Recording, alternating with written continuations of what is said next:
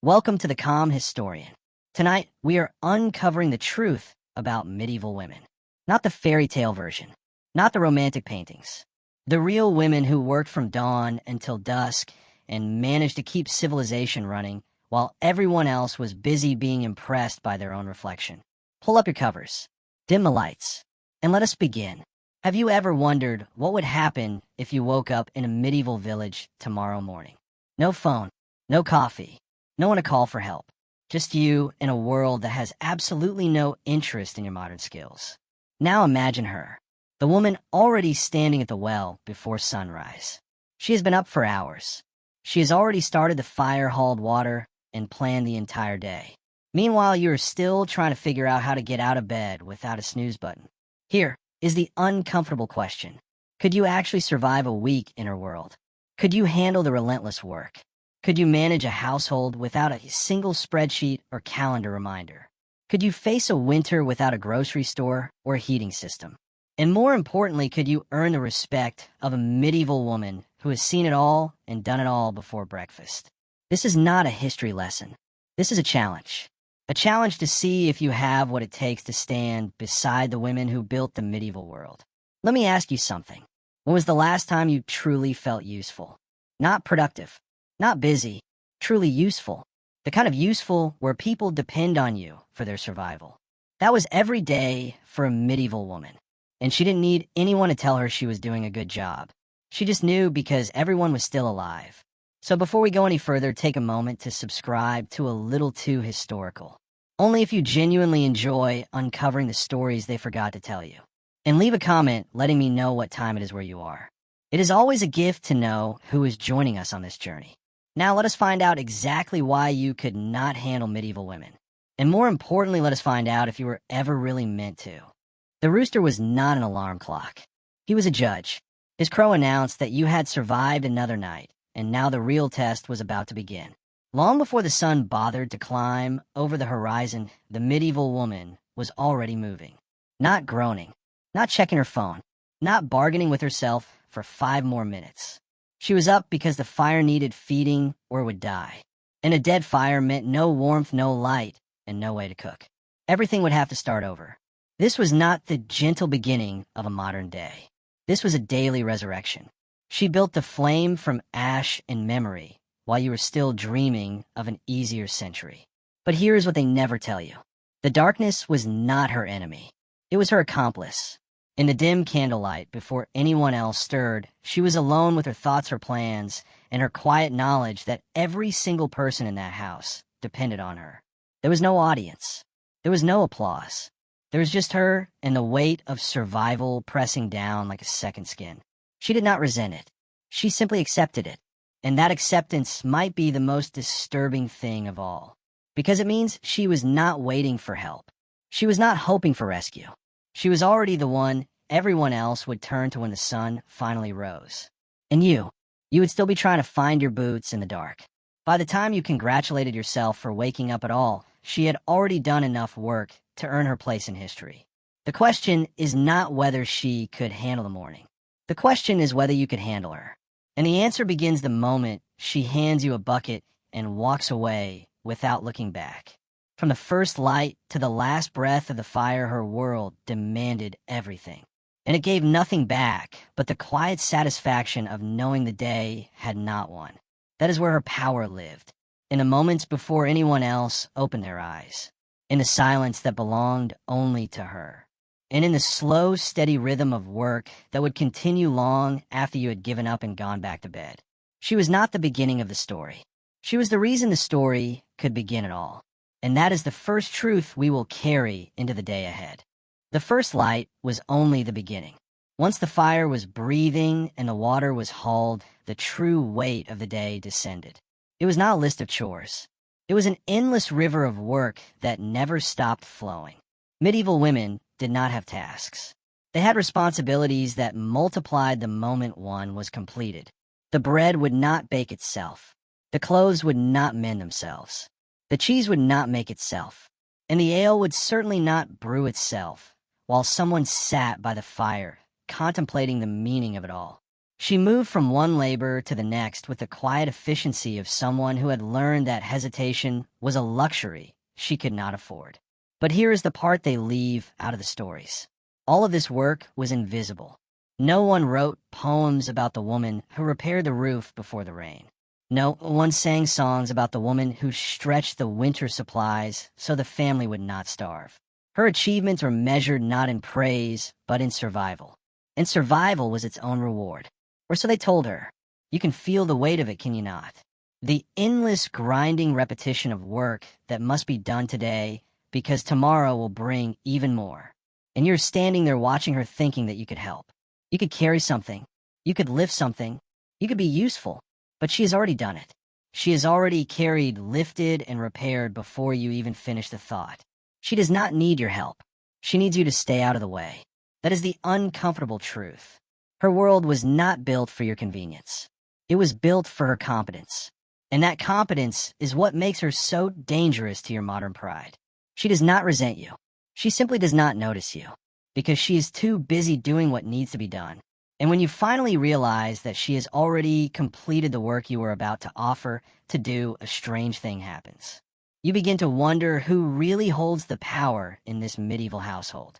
The answer will not comfort you, because it was never the man with the sword. It was the woman with the bucket, the bread, the fire, the memory of every winter that had ever tried to break her and failed.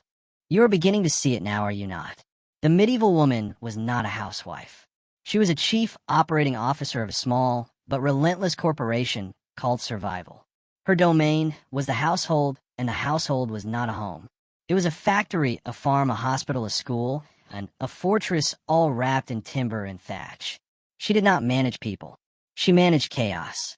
And chaos had a habit of arriving without warning. A sick cow, a leaking roof, a neighbor's goat that had somehow eaten the entire winter vegetable supply. Each disaster required an immediate decision, and she made it without a manual, without a committee, and without anyone to blame if it went wrong. But here is what makes her truly terrifying. She did not merely react. She anticipated. She knew which field would fail before the first frost. She knew which servant could be trusted and which one would steal the grain. She knew exactly how much firewood would get the family through February because she had counted every log herself. Her mind was a living ledger, a constant calculation of resources and risks. And she never wrote a single number down. That was her power. Her memory was iron. Her judgment was swift. And her patience for incompetence was remarkably thin. Now imagine yourself standing in her hall. You're the new arrival, the one with the soft hands and the confident opinions. She watches you from across the room, and in that single glance, she has already measured you. She knows you cannot start fire. She knows you cannot mend a cloak. She knows you would not last a week without someone bringing you food. She does not say this aloud because she is too polite, but you can feel it, the weight of her silent assessment. And it is devastating, because you realize that in her world your value is not determined by what you know. It is determined by what you can do when no one is watching. And she's been watching you since the moment you arrived. That is the quiet terror of the medieval woman. She sees everything. She remembers everything. And she judges not with cruelty, but with the cold precision of someone who has buried too many people who could not keep up. You have felt her judgment. Now you must understand the weapon she used to deliver it. Her memory. Not the fragile, forgetful memory of the modern world that relies on phones and sticky notes and gentle reminders. Hers was a different beast entirely. It was sharp. It was relentless. And it never forgot a single detail.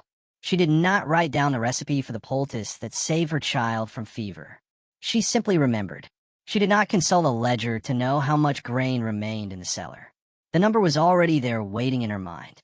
She knew which neighbor had borrowed the axe and never returned it. She knew which year the harvest failed and why. She knew the exact date her mother-in-law last visited and the exact insult that was uttered at that visit. Everything was stored. Everything was cataloged. Nothing was ever truly lost. And that is where the danger lies. Because her memory was not just a library. It was a courtroom, and she was the judge.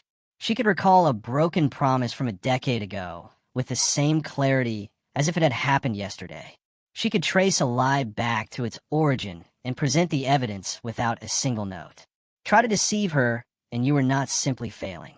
You were proving that you did not respect the one thing she valued above all else. The truth as she remembered it. You could not charm her. You could not distract her. And you could certainly not rewrite history to suit your own convenience. Because she was history. She was the keeper of every debt, every oath, every whispered confession, and every unspoken slight. Her memory was the archive of her family's survival, and she guarded it with the fierce devotion of a woman who had learned that forgetting was a luxury only the safe could afford. So when she looked at you with that quiet, knowing gaze, it was not suspicion. It was recognition.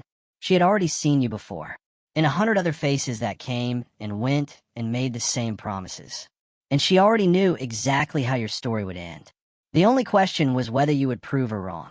History suggested otherwise. She remembered them all, and she would remember you too. She remembered everything. That was her quiet power. But memory alone did not make her formidable. It was what she did with it. The medieval woman did not simply observe the world around her. She shaped it.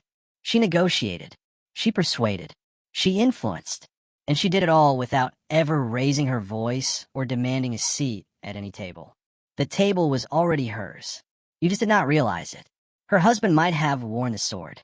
He might have made the grand announcements and signed the official documents. But it was she who guided his hand. She who whispered the warnings he ignored at his peril. She who knew which neighbor was plotting, and which merchant was cheating, and which decision would lead the family to ruin. She let him believe he was in charge because it was easier that way. She had no need for the crown. She had the power behind it, and that power was intoxicating in its quiet certainty. She could end a feud with a single well-chosen word. She could secure an alliance with a carefully prepared meal. She could destroy a reputation with a look that said everything and nothing all at once. She did not need to shout. She needed to be heard, and she always was. The men around her might have congratulated themselves on their authority, but they were puppets. She was the hand that pulled the strings, and she was so skilled at it that they never even felt the tug. That is the dark seduction of her influence. It was invisible, it was absolute, and it was impossible to escape. Try to defy her, and you would find yourself isolated. Your allies would drift away. Your supplies would run short. Your plans would unravel for reasons you could not quite explain. She did not punish you. She simply let you experience the natural consequences of your foolishness. And she watched. Always she watched. Because she knew that patience was the deadliest weapon of all. She could wait. She could outlast. She could let you destroy yourself while she stood safely in the shadows. And when you finally fell, she would be there to pick up the pieces with a gentle sigh and a murmured word of consolation. That word would make you feel grateful to her. And that was the final cruelty. She did not defeat you. She made you thank her for your defeat. She remembered everything. That was her quiet power. But memory alone did not make her formidable. It was what she did with it. The medieval woman did not simply observe the world around her. She shaped it. She negotiated. She persuaded. She influenced. And she did it all without ever raising her voice or demanding a seat at any table. The table was already hers. You just did not realize it. Her husband might have worn the sword. He might have made the grand announcements and signed the official documents. But it was she who guided his hand. She who whispered the warnings he ignored at his peril. She who knew which neighbor was plotting, and which merchant was cheating, and which decision would lead the family to ruin. She let him believe he was in charge because it was easier that way. She had no need for the crown. She had the power behind it, and that power was intoxicating in its quiet certainty. She could end a feud with a single well-chosen word. She could secure an alliance with a carefully prepared meal. She could destroy a reputation with a look that said everything and nothing all at once. She did not need to shout. She needed to be heard, and she always was. The men around her might have congratulated themselves on their authority, but they were puppets. She was the hand that pulled the strings, and she was so skilled at it that they never even felt the tug. That is the dark seduction of her influence. It was invisible, it was absolute, and it was impossible to escape. Try to defy her, and you would find yourself isolated. Your allies would drift away. Your supplies would run short. Your plans would unravel for reasons you could not quite explain. She did not punish you. She simply let you experience the natural consequences of your foolishness. And she watched. Always she watched. Because she knew that patience was the deadliest weapon of all. She could wait. She could outlast. She could let you destroy yourself while she stood safely in the shadows. And when you finally fell, she would be there to pick up the pieces with a gentle sigh and a murmured word of consolation. That word would make you feel grateful to her. And that was the final cruelty. She did not defeat you. She made you thank her for your defeat.